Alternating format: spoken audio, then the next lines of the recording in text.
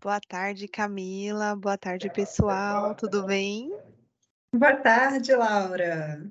Ai, ó, eu aqui novamente, primeiro para agradecer a participação de todas aqui na nossa palestra na terça-feira, e com essa pergunta extremamente provocativa, né? Então, se a gente entendeu quais são os primeiros passos lá na terça-feira, hoje vai ser de fato aquele pulo do gato para a gente entender o quanto nossa mente é milionária, quais são as ações que a gente precisa ter para atingir, né, aquele tão sonhado primeiro milhão de todo mundo.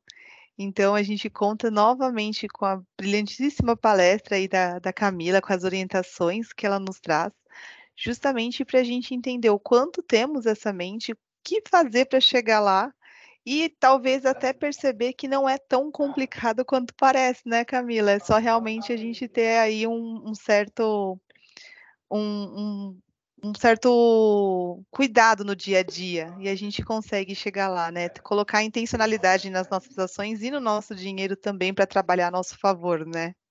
Exato, perfeito, Laura. Foi mais do que perfeita na introdução.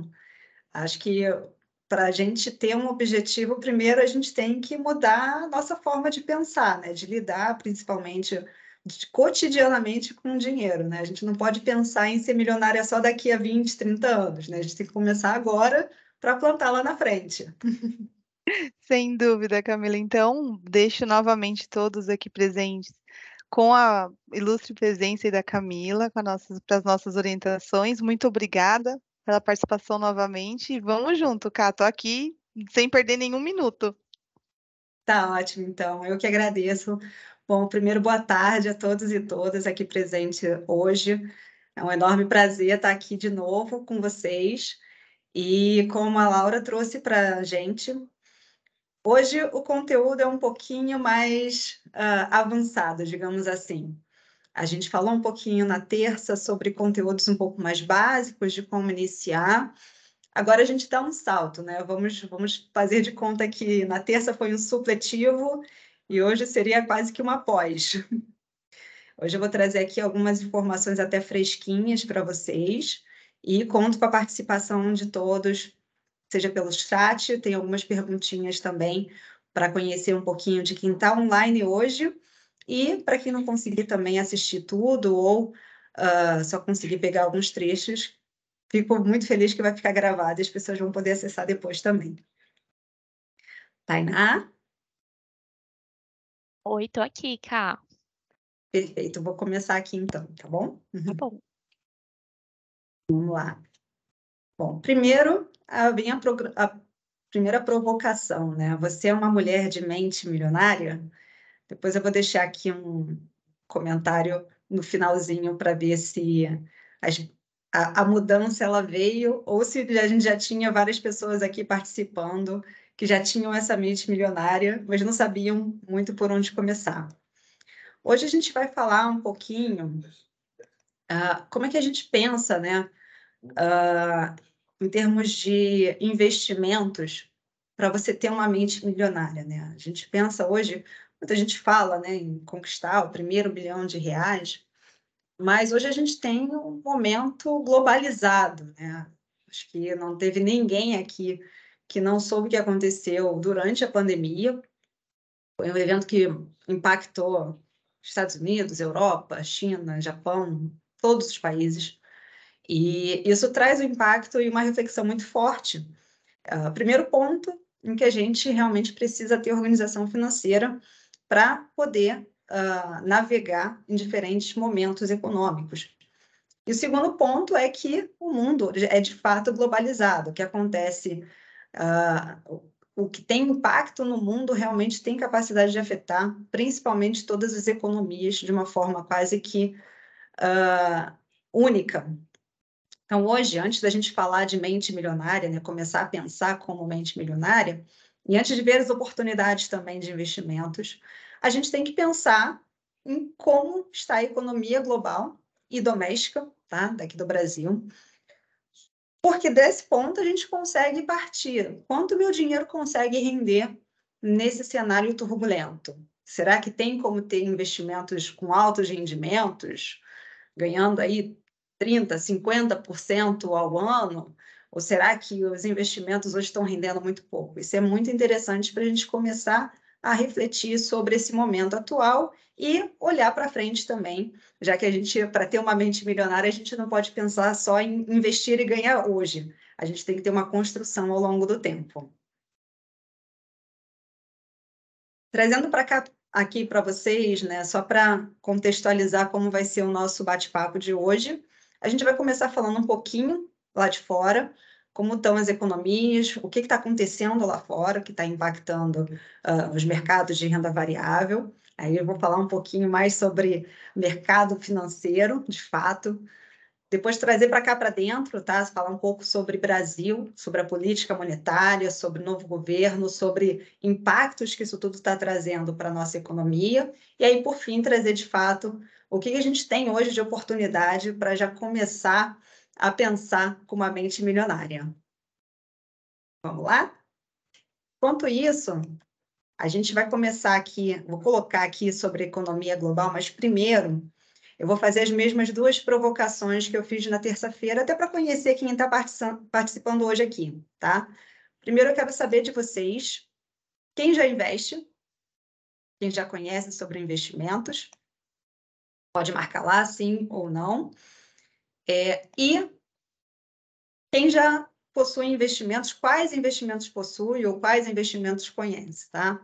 Então, vou ficar muito contente com a participação de vocês, até para ir aos poucos adaptando. Se eu falar muito, como o pessoal fala, né, economês, eu vou traduzindo um pouquinho. Já vi aqui algumas respostas, está aparecendo aqui renda fixa, Tesouro Selic, fundos, ótimo. Legal a gente ter participação de quem já conhece um pouquinho, e aí vai ficar mais contextualizado ainda com tudo que eu vou falar hoje. Bom, trazendo aqui para vocês, deixa eu ver se eu consigo minimizar aqui. Bom, enquanto a gente está vendo aqui as respostas, vou até dar uma coladinha aqui para ter uma noçãozinha de como estão essas respostas.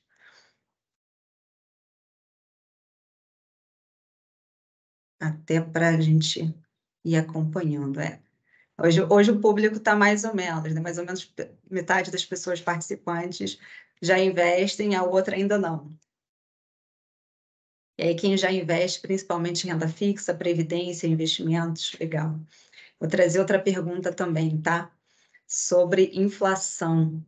A gente tocou nesse assunto na terça-feira e eu quero saber quem está por dentro, quem está acompanhando esse tema que está sendo frequentemente rebatido nas principais mídias de notícias relacionadas à economia.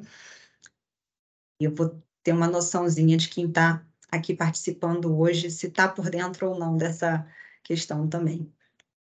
Bom, a ideia aqui não é restringir o conhecimento, é ampliar.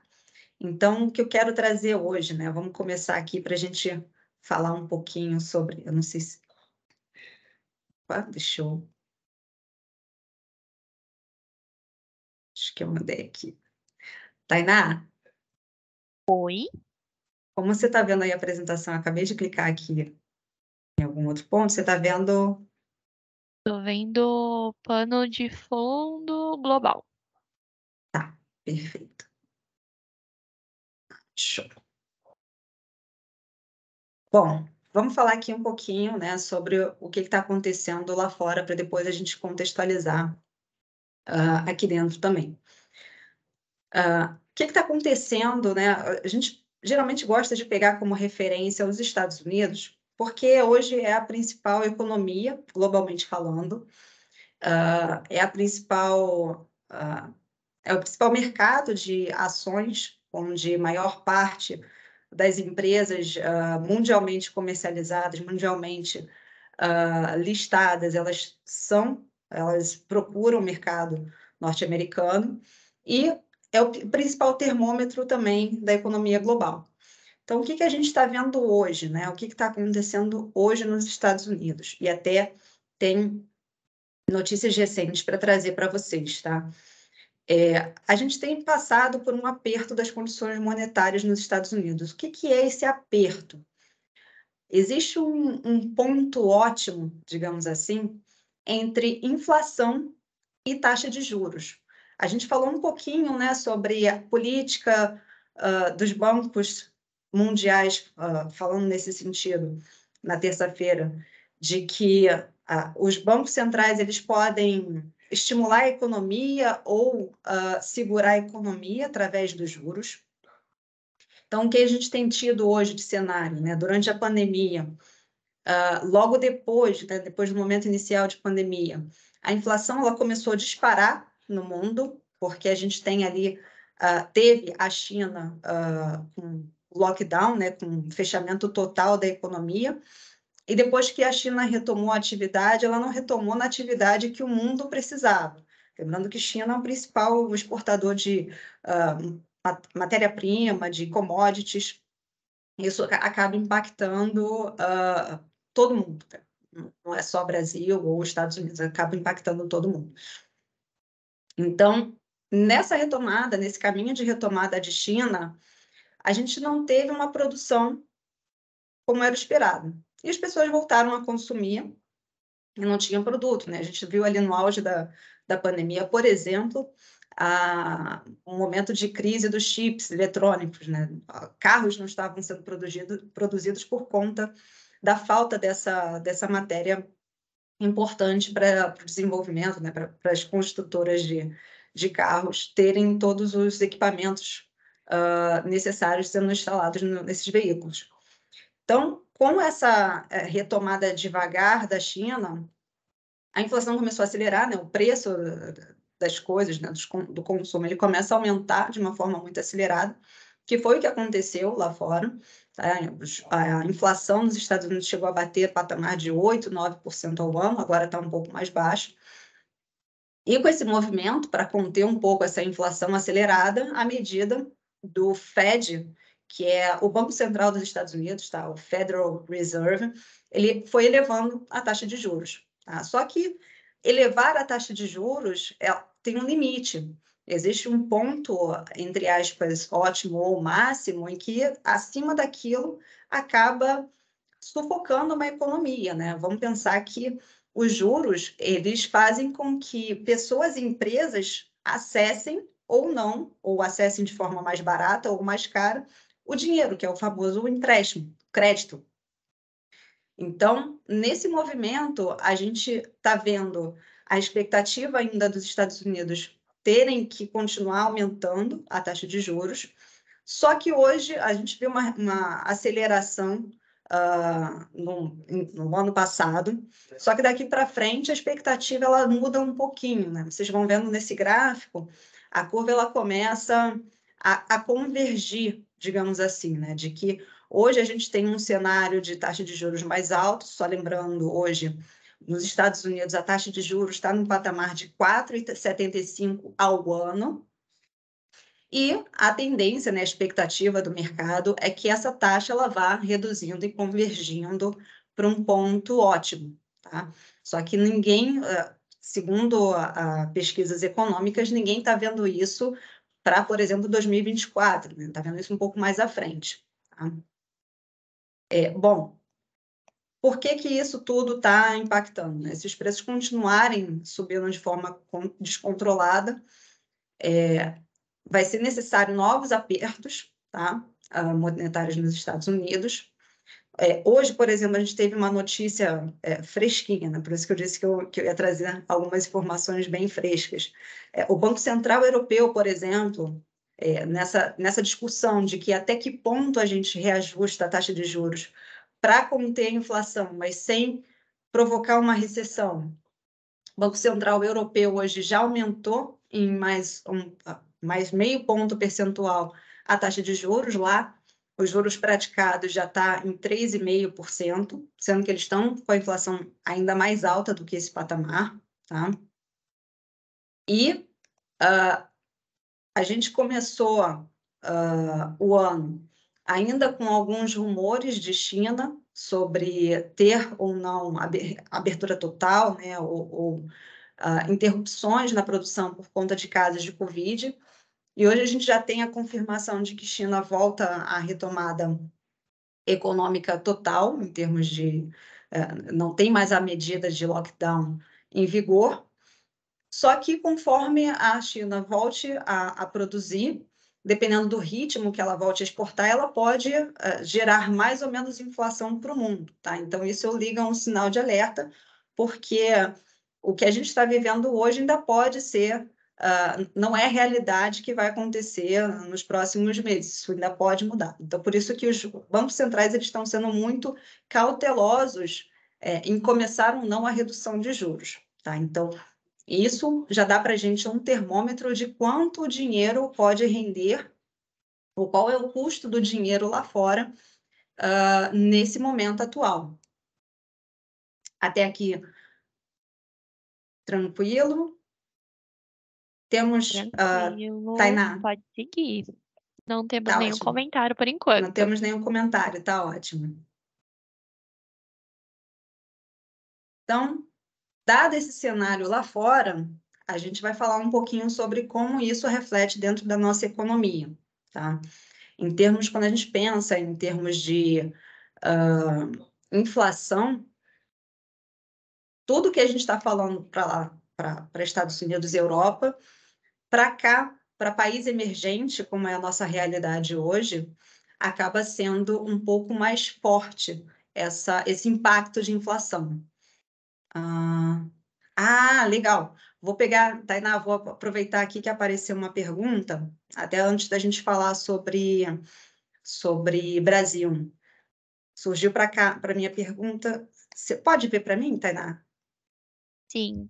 Quando e como se tem a deflação? Perfeito. Deflação, tá? Vamos pensar o seguinte: toda vez que a gente está falando inflação, inflação, inflação, é o aumento dos preços, tá? De uma maneira geral. A gente pode ter deflação. Vamos pensar em oferta e demanda, tá?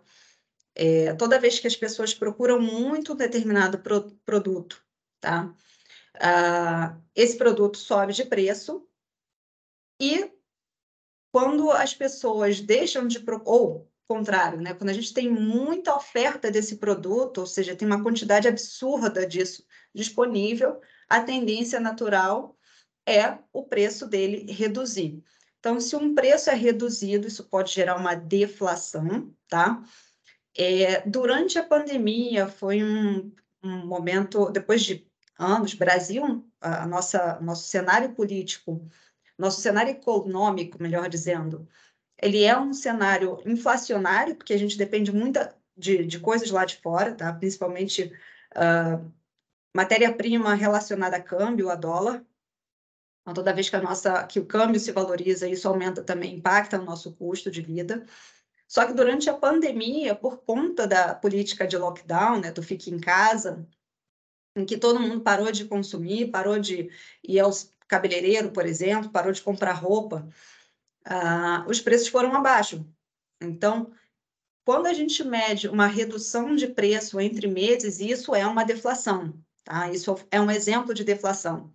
Ou, por exemplo, quando a gente teve no final passado, já estou até antecipando um pouco do que eu ia falar mais à frente, mas não tem problema. Ano passado, no final do ano passado, se não me engano, entre setembro, outubro, mais ou menos, a gente teve uma política de isenção de impostos sobre os combustíveis. Então, a gente sabe que combustível ele afeta vários setores da economia, tá? Em termos de produção, de venda de produtos. E com essa redução de imposto, os preços automaticamente reduziram. Então, entre meses, né, de setembro para outubro, de outubro para novembro, a gente viu essa ligeira deflação, tá? Que é de fato a redução dos preços. Então, quando isso ocorre, não é um evento comum, mas ele pode ocorrer sim, tá? Sejam por fatores externos, né? A gente falou aqui de pandemia, ou fatores internos mesmo, tá? De determinado produto ou serviço deixar de ser consumido por algum período ou reduzir esses preços temporariamente, tá? Vou dar sequência aqui só para a gente avançar no nosso conteúdo. E, Tainá, vou te pedir depois para guardar as perguntinhas para a gente falar logo mais. Ok.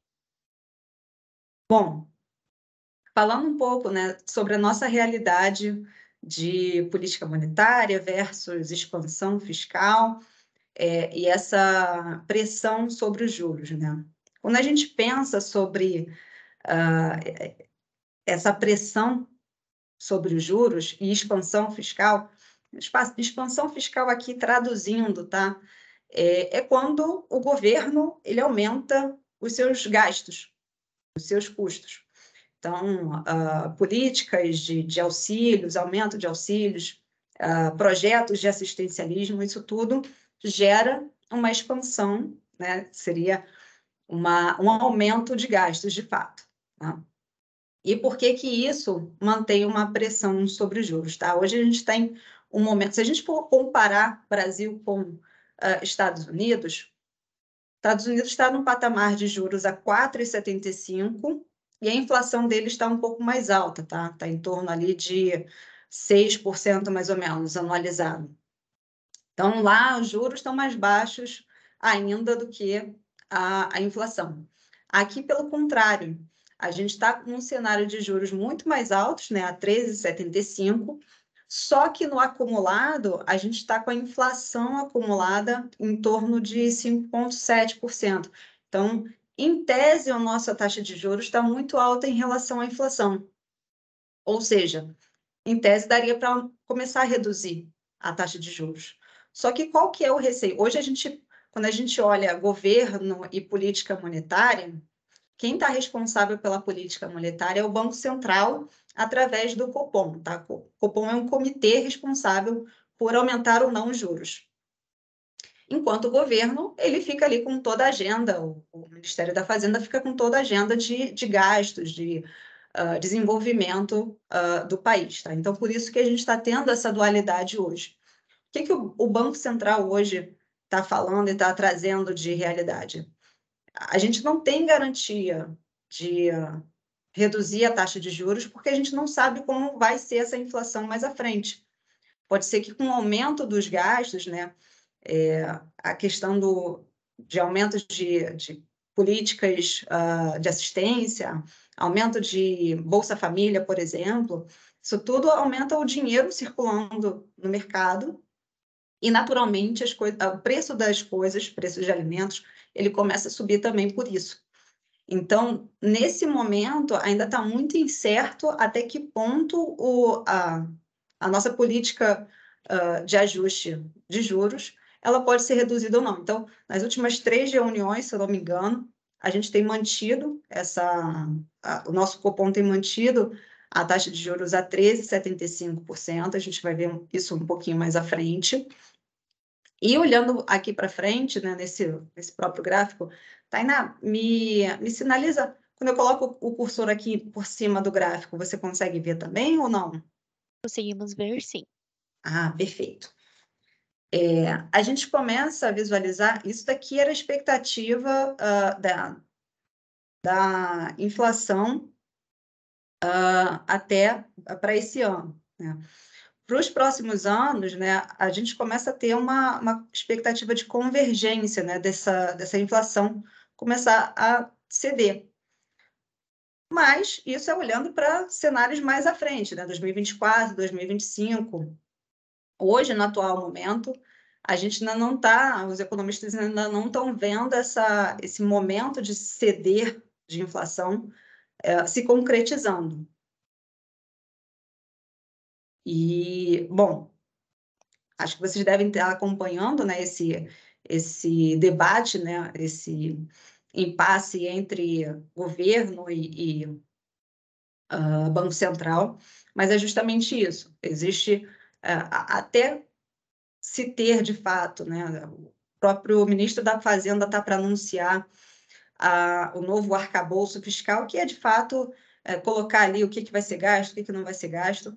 Até isso ser determinado, o Banco Central ainda está receoso de fazer novos ajustes na taxa de juros, tá? Principalmente reduzindo esses juros. E olhando para frente, tá? A gente tem aqui a projeção. Eu acho que eu tenho uma puladinha aqui. Agora voltou para a projeção macroeconômica? Isso. Perfeito. Deixa eu só aumentar aqui a minha tela, que a minha tela aqui está pequenininha. Só para eu conseguir...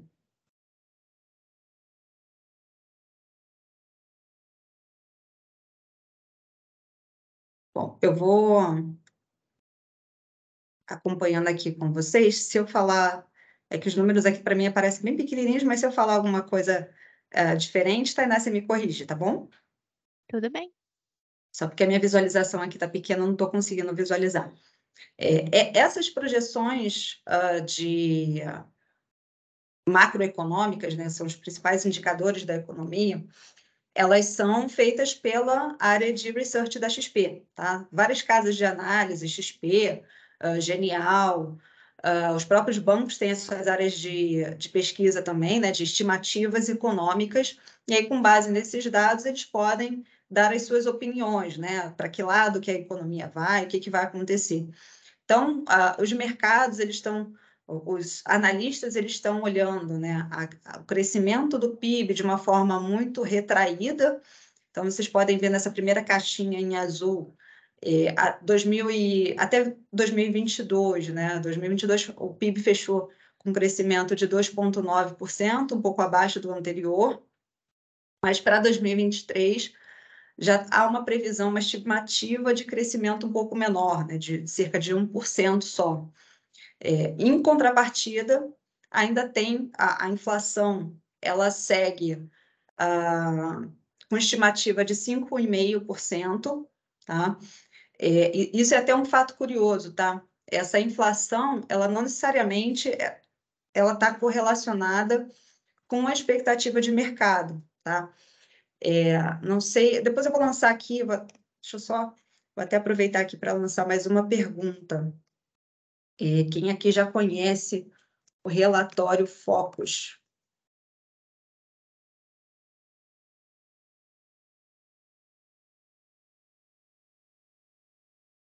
Porque é nesse relatório que é divulgado pelo Banco Central semanalmente, tem as estimativas desses dados, né, o que os economistas estão achando desses dados. Então, nesse relatório, se a gente for olhar, tá, no último que teve, foi lançado toda segunda-feira que eles lançam, tá?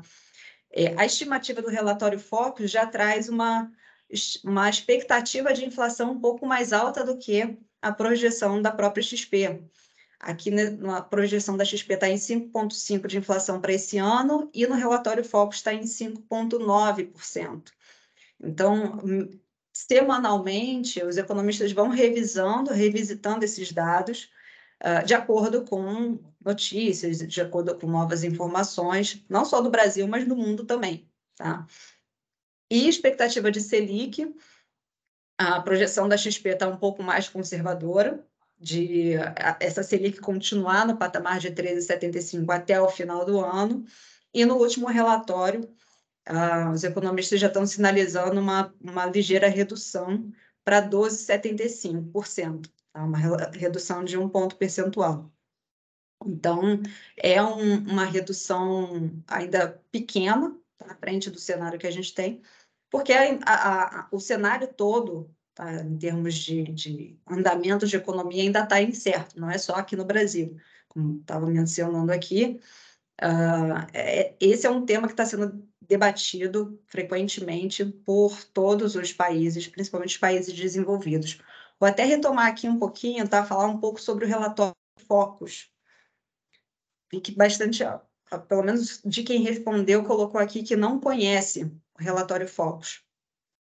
O Banco Central, ele faz uma pesquisa de mercado entre boa parte dos economistas, o que eles acham que deve ser a projeção, seja da inflação, do PIB, da taxa de juros para os próximos anos.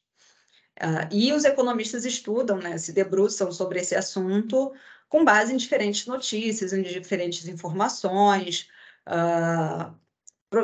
informações sobre consumo, sobre produções industriais também, isso tudo acaba contribuindo para formar o relatório. E aí, uma vez por semana, todas as segundas, o Banco Central divulga na página dele esse relatório que vem trazendo ali um resumo, se o mercado está achando que a Selic vai aumentar, se a Selic vai reduzir, e olhando também para os próximos anos, 2024, 2025, 2026, tem lá todas essas projeções também. Tá? Então, só trazendo essa informação aqui para vocês, que é interessante acompanhar isso também.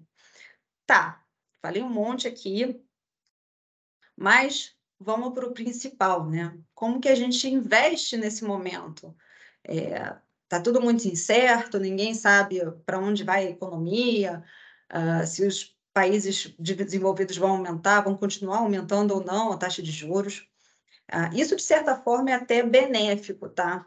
Taxa de juros alta significa que, para quem quer acessar o dinheiro, o crédito está caro, mas para quem fornece esse dinheiro, ou seja, você é investidor, essa remuneração ela também é alta, tá? Então, as aplicações mais conservadoras, e logo mais eu vou trazer para vocês aqui, elas acabam ficando mais atrativas. Por isso que também é importante a periodicidade de você fazer aplicações. Pensar em, de repente, fazer uma aplicação uma vez no ano, fazer uma vez a cada X meses, às vezes pode te deixar de fora de algumas oportunidades de investimentos que podem surgir ao longo do tempo. Então, só fazendo um paralelo aqui, em termos de investimentos, a gente sabe que a cultura do brasileiro, tá? Voltando no tempo, ela é uma cultura poupadora, tá? Quando a gente pensa, provavelmente tem pessoas aqui de diferentes faixas etárias, mas eu, por exemplo, tenho um pouquinho mais de 30 anos, mas os meus pais, ou provavelmente nossos avós também, a mentalidade deles era de deixar dinheiro na poupança. E aí eu trouxe esse paralelo aqui para vocês. Uma pessoa que há 10 anos atrás deixou um valor aplicado em poupança e não mexeu, e não fez nada, nesse meio tempo ele perdeu dinheiro. Por quê? Nesse período, ok, 10 anos depois a poupança corrigiu essa aplicação? Corrigiu. Só que em 2012, e aí eu vou até depois entrar nesse momento, né, de 2012 para vocês, essa correção da poupança ela foi feita. Então, o rendimento da poupança hoje, ela não vale a pena, nem quando a Selic está baixa, tá? Porque quando a Selic está baixa, o rendimento dela é de 70% da Selic, tá? E quando a Selic está alta, ela vale menos ainda. Por quê? Porque o rendimento dela fica fixado em um valor de 6,17 ao ano, mais taxa TR. Mas essa taxa TR, para quem trabalha aqui com financiamento imobiliário, sabe que essa taxa TR ela é bem pequenininha, e pelo menos tem se mantido baixa nos últimos anos. Então, se a gente olha uma aplicação que pode estar sendo corrigida a CDI, por exemplo, e aí lembrando, mais uma vez, Selic e CDI andam juntos, né? Então, a taxa Selic, quando é reajustada, o CDI acompanha, porque o CDI é a taxa de referência entre os bancos, praticada entre os bancos. Se a pessoa aplicou, deixou lá 500 mil paradinho, há 10 anos atrás na poupança, esse dinheiro chegou ali a 860 mil, mais ou menos. Se ela tivesse aplicado só em inflação, só uma aplicação que só corrigisse ao IPCA, a aplicação teria rendido um pouquinho mais. Mas olha a diferença para uma aplicação nesse prazo só em CDI. Uma aplicação conservadora, sem risco, sem oscilação, ela teria mais que dobrado o seu capital e ainda teria tido o ajuste acima da inflação, né? Aumentado o seu poder de compra. Então, isso é uma das coisas mais importantes que a gente tem nos investimentos. A gente não quer só acumular as nossas aplicações para que lá na frente a gente tenha um dinheiro. A gente quer que esse dinheiro continue valendo mais para que a gente possa usufruir das mesmas coisas do que se a gente tivesse esse dinheiro hoje. Então, esses valores eles têm que ser corrigidos ao longo do tempo também. Tá? Só fazendo um parêntese aqui, o que houve em 2012, tá? Que mudou essa regra? A gente, historicamente, sempre teve uma taxa Selic muito alta, só que, naquela época, a poupança tinha um outro tipo de remuneração que acabava remunerando bem quem estava aplicando só na poupança. Só que a gente começou no momento de político de incentivo da economia voltar à atividade, e uma das formas também de reaquecer a economia é o próprio governo entrar com medidas, com incentivos, com fornecimento de crédito diretamente, com outros auxílios. Só que para o governo fazer isso, ele tem que captar dinheiro, tá? Então, naquele momento, para se ter a aplicação do governo mais atrativa, e aí a aplicação do governo é o crédito, digamos assim, que a gente está fornecendo para o governo através do Tesouro Selic, por exemplo, ele precisa tornar aquilo atrativo para o poupador. Então, em 2012, fizeram essa mudança na remuneração da poupança, justamente para fazer com que não ficasse tanto dinheiro parado na poupança e aquele dinheiro pudesse ser melhor remunerado pelo próprio governo e também utilizado para ações expansionistas de economia. Então, por isso que de lá para cá a poupança deixou de ser atrativa e ela hoje, no cenário normal, ela não corrige nem acima da inflação. Tá? Então, só trazendo esse contexto para vocês. E mais uma notícia fresca, né? Para quem acompanhou no último domingo, saiu até no Fantástico, sobre o golpe que o Gustavo Scarpa sofreu. E não foi também a única pessoa, né? Ele é ex-jogador do Palmeiras. Várias outras caíram também em golpes de pirâmides financeiras. O que foi prometido a ele foi um retorno, né? Um rendimento mensal de 5%. Por que eu estou trazendo essa informação aqui? Como é que eu garanto uma aplicação?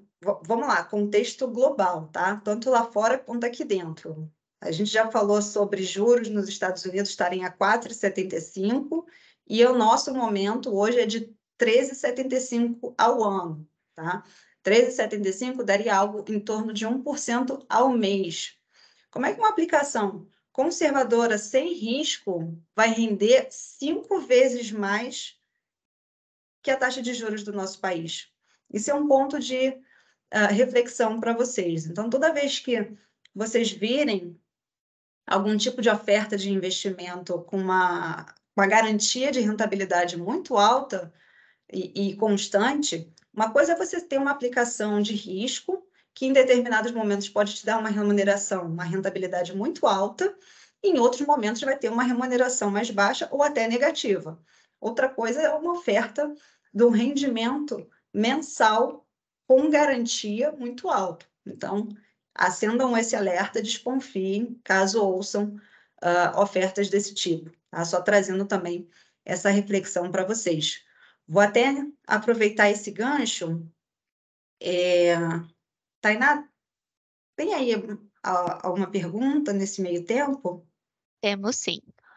Um boicote de um serviço ou um produto geraria uma deflação?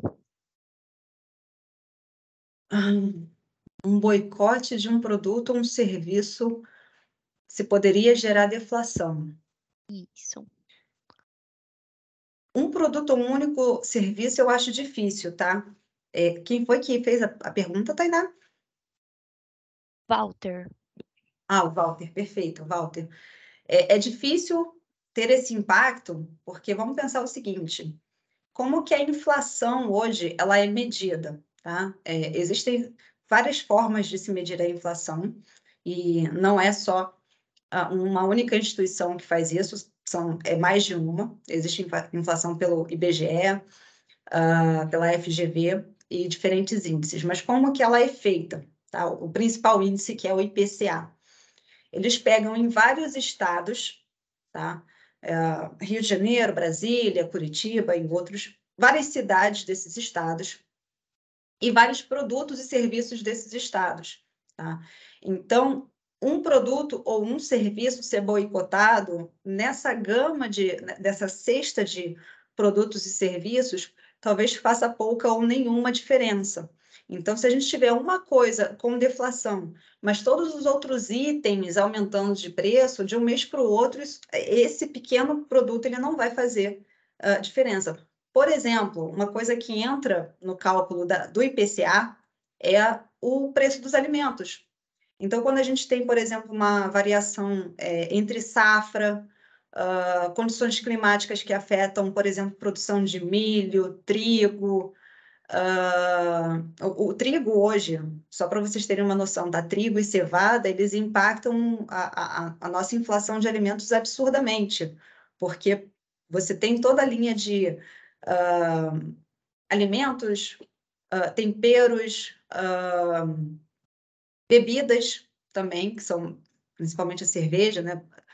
Sendo influenciados por essas sazonalidades. Então, se tem algum impacto muito significativo na produção, o preço com certeza vai repercutir isso entre meses, e aí, de repente, um boicote não vai fazer tanta interferência assim, tá? Então, provavelmente, vai ser difícil de ter alguma deflação por conta de um boicote pontual. Tem mais alguma pergunta? Por enquanto foi só essa. Tá ótimo, então vamos seguir. Então, entrando aqui na parte de investimentos, né? O que a gente tem hoje de atrativo, né, para a gente investir? Não tem como não falar sobre renda fixa. Vi que foi, vou até recapitular aqui qual foi o percentual de resposta. Acho que não vai aparecer o percentual, só aparece renda fixa como mais forte, né? Eu não sei se aparece para vocês também, mas aqui aparece quase 24% das respostas foram de aplicações em renda fixa. E, de fato, a renda fixa hoje está muito atrativa porque a gente tem um momento de taxa de juros muito interessante. E mesmo que não tivesse, tá? Para quem começa a investir, é o principal ponto de partida, porque você sabe que você não vai perder dinheiro, tá? Claro, existem aplicações de renda fixa com risco? Existem. Não é só aplicação conservadora em renda fixa, não. Mas quando a gente olha no momento atual, dá para você ter um rendimento muito atrativo, correndo pouco risco, e dá para ter um a mais, correndo um pouquinho de risco, tá? Que é o risco de crédito, por exemplo. Trazendo aqui para vocês, então, como eu tinha mencionado, né? Aplicações no Tesouro Selic, CDB, fundos DI, o DI vem do CDI, tá? Eles estão rendendo mais de 1% ao mês. Existem aplicações, né, CDBs, por exemplo, pré-fixados, que você vai abrir mão daquele dinheiro temporariamente, por um período, para ter aquela taxa garantida até o vencimento daquela aplicação. E ainda tem as aplicações indexadas à inflação, que são as aplicações IPCA+. Esse primeiro gráfico que eu coloquei para vocês, ele é justamente do título público, da NTNB, que é o título indexado à inflação. Com essas oscilações que a gente tem na taxa de juros, o preço daquele título também vai oscilando no mercado. Então, quando a gente tem momentos, né, de ápices, né, de picos de taxa de juros, dali para frente, quem adquiriu o título naquele momento, dali para frente a pessoa pode ter ganho quando a taxa de juros começar a reduzir, tá? Isso é um movimento de mercado que muitos gestores, por exemplo, de fundos de renda fixa fazem, fundos de pensão também, tá?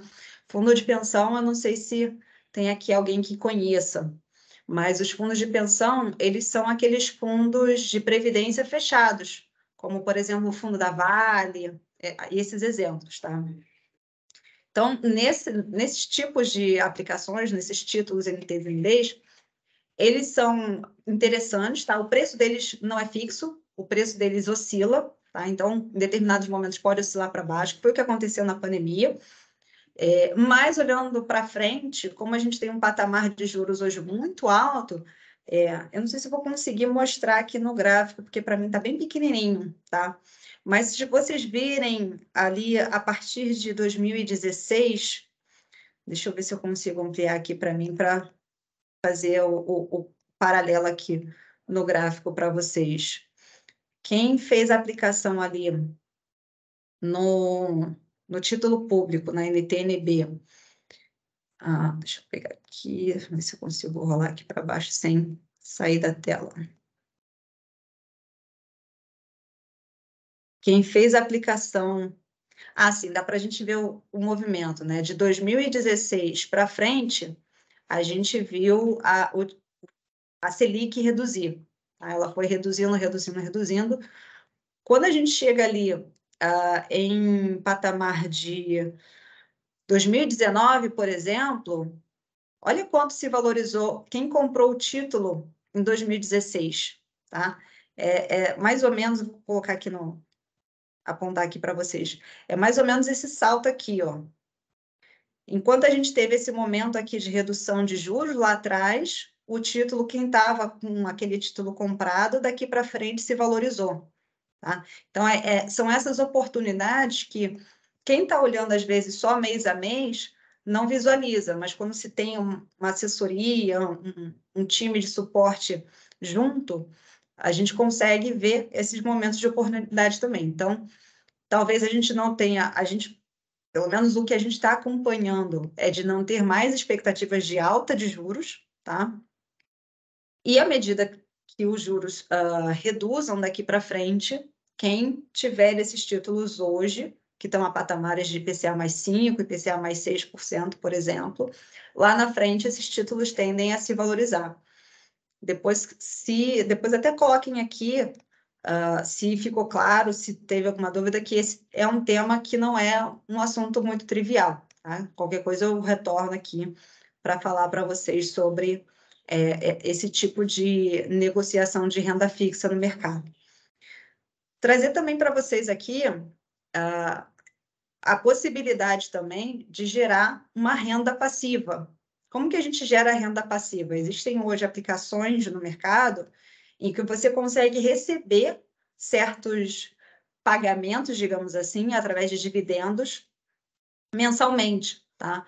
Através, por exemplo, de fundos imobiliários, existem fundos imobiliários que pagam mensalmente esses dividendos e são isentos de imposto de renda, assim como algumas ações também, tá? Que pagam dividendos, mas nem todas as ações pagam todo mês, tá? Só faço essa ressalva. Além de fundos imobiliários, também tem empresas, que são os créditos privados, que pagam esses juros periodicamente também, tá? Então, coloquei 2 quadrinhos aqui só fazendo um paralelo, tá? A gente tem hoje títulos de créditos privados isentos, pagando IPCA mais 6%, IPCA mais 7% ao ano. E eles vão também pagando essa taxa pré-fixada ao longo do ano. Então, isso antecipa parte da aplicação para você ou utilizar ou reinvestir. Vai depender do perfil de cada um, tá? E dando mais um avanço, né, falando sobre renda variável, que não é o último tópico, mas é um dos últimos pontos que eu tenho para ressaltar para vocês, é a parcela de renda variável, né? Hoje o cenário está muito incerto em termos de mercado, sim, mas ao longo do tempo, todo o mercado ele funciona por ciclos.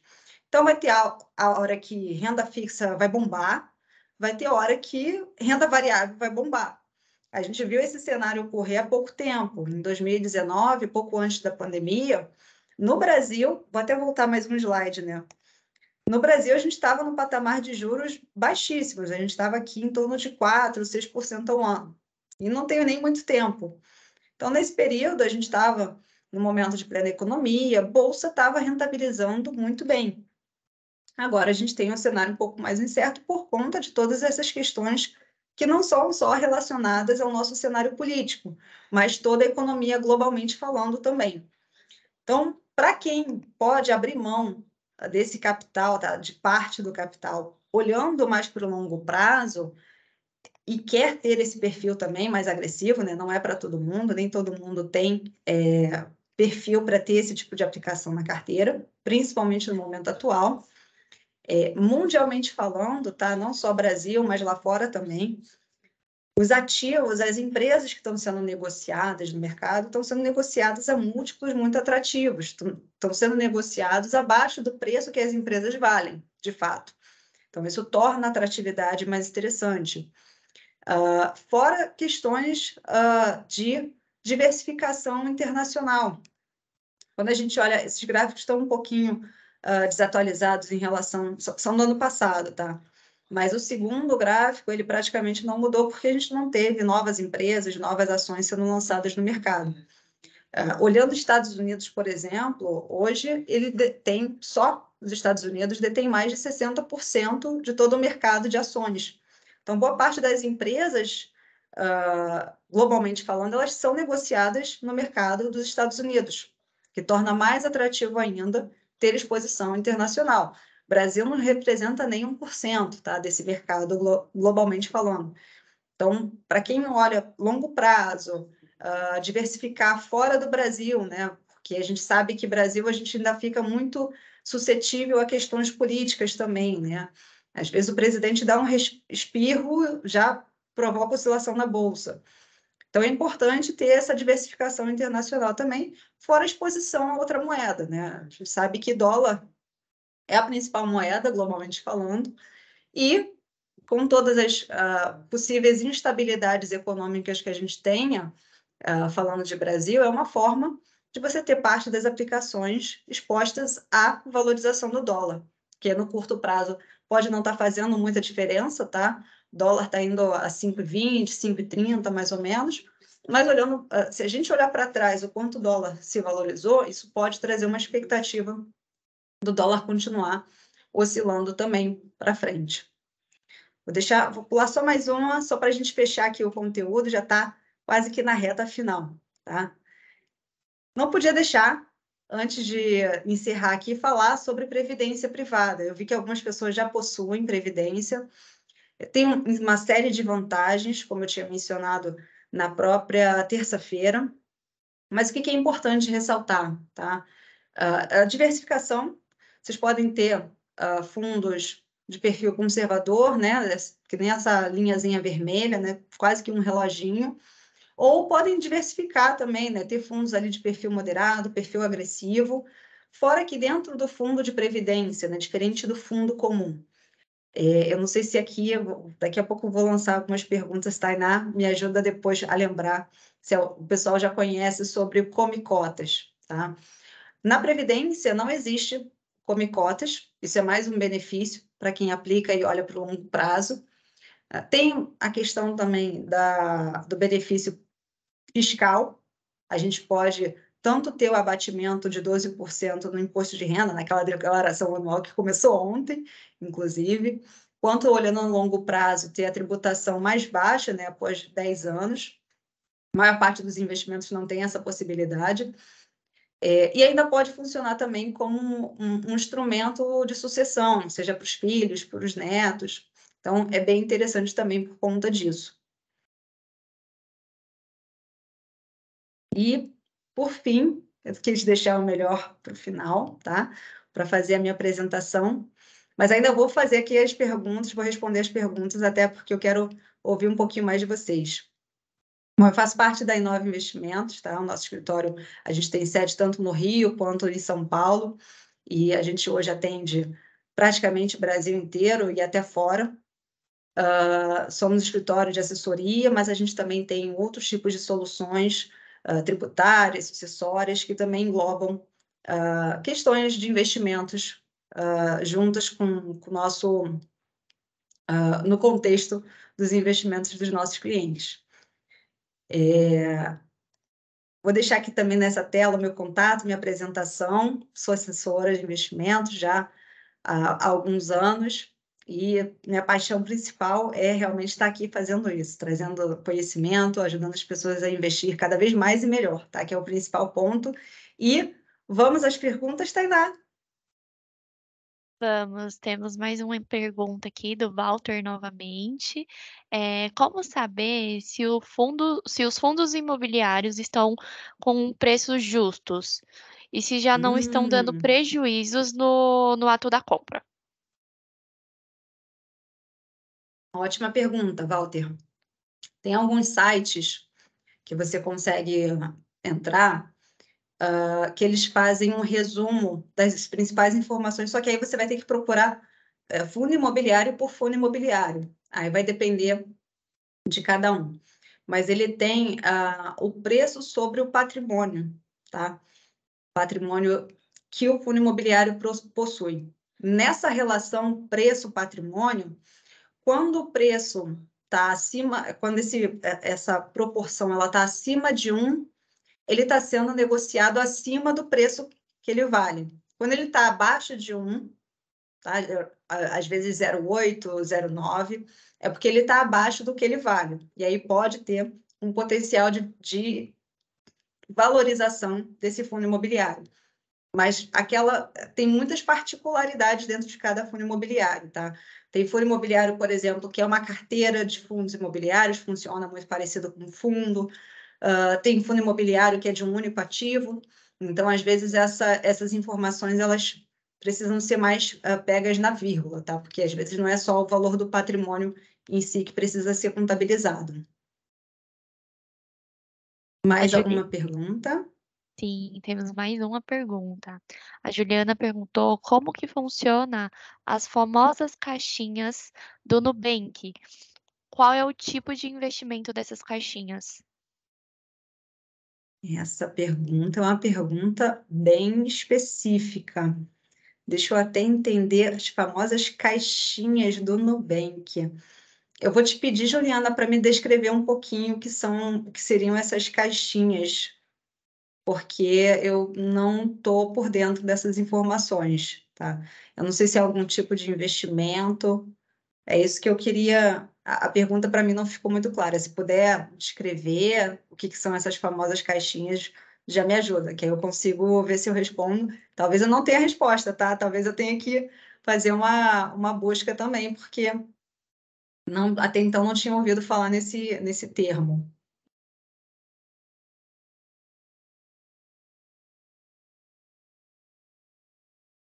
Tem mais alguma pergunta, Tainá? Juliana mandou aqui. O Nubank disponibiliza duas mobilidades de investimento, a poupança e as catinhas. Tá. Provavelmente as caixinhas que você visualiza, né, nesse modo de aplicação, devem ser fundos de investimentos, tá? Eu não tenho como precisar essas informações, mas acredito que sejam isso, porque alguns bancos, tá? E aí não é só o Nubank, não. Os principais bancos, banco comercial mesmo, eles muitas das vezes oferecem a aplicação automática. Você habilita essa função e a aplicação que eles dizem é o saldo em conta render alguma coisa. E aí essas aplicações, na verdade, são fundos de renda fixa, fundo DI, que a gente chama. Às vezes não aparece nem o nome do fundo, mas, na verdade, são fundos DI. Tá? Então, provavelmente essa caixinha do Nubank é esse tipo de aplicação, que você coloca e ele automaticamente reaplica num fundo DI. Tá bom? Ela falou aqui, Camila, que na caixinha você escolhe o tempo que você pode retirar esse dinheiro. Perfeito. Aí Então, é isso mesmo. a Tawane também complementou que a caixinha do Nubank são uma ferramenta para guardar dinheiro de forma organizada, de acordo com as suas Isso. metas, direto no aplicativo do Perfeito. Nubank. Aí, Eles devem colocar essas caixinhas, por quê? Porque se você. É a questão da rentabilidade no tempo. Se a gente tem uma disponibilidade muito grande, ou seja, se eu apliquei hoje, eu posso tirar amanhã, a rentabilidade vai ser a menor possível. Se a gente aplica hoje e pode deixar esse valor rendendo por 3, 6 meses, 1, 2 anos, tá? Que são prazos um pouquinho maiores, esses valores podem ser rentabilizados melhor, porque a instituição financeira que está do outro lado vai poder pegar aquela aplicação e, por exemplo, fornecer através de crédito rotativo para pessoa física, ou outros tipos de créditos também, e fazer o teu dinheiro rentabilizar um pouquinho mais. Tá? Esse é o ponto dessas caixinhas de curto prazo, provavelmente o curto, médio prazo. a Laura também complementou que é como uma renda fixa, só tem que tomar cuidado para não perder para a inflação. Isso, perfeito, ótima colocação. Vou trazer mais uma informação também para vocês que é importante, tá? Às vezes as pessoas não se atentam muito a isso, principalmente quando são valores que estão sendo reaplicados automaticamente. qualquer aplicação financeira, tá? Seja fundo, seja CDB, qualquer aplicação com liquidez diária, até com liquidez, tá? Que você pode retirar a qualquer momento, em 1, 2 dias, 5 dias. Com menos de 30 dias, ela incide um imposto chamado IOF, tá? Então, do dia 1 de aplicação até o dia 29, esse IOF vai reduzindo, tá? Claro, em menor prazo é a maior faixa de IOF possível, e lá na frente, no 30º dia, ele já passa a ser zero, tá? Então, quando a gente deixa uma aplicação com liquidez, o ideal é que ela fique pelo menos 30 dias para a gente não ter essa incidência de IOF.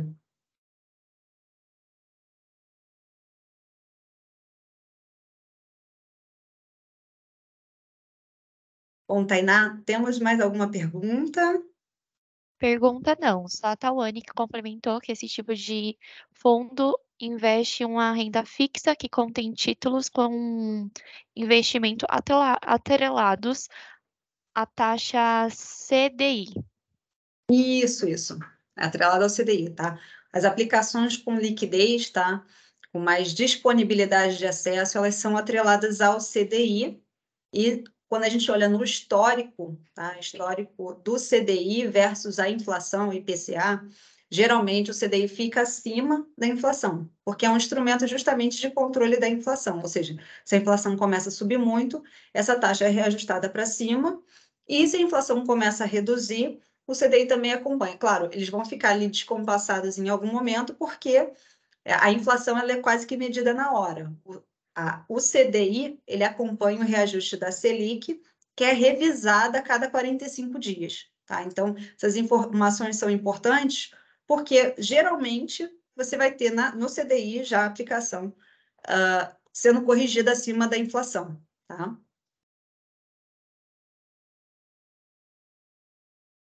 Tainá, estou caminhando aqui já para os finalmente. Estou só dando uma olhada aqui nas pesquisas, vou até exibir aqui os resultados, né, para vocês, mas acho que não teve mais nenhuma outra pergunta. Não temos mais nenhuma pergunta.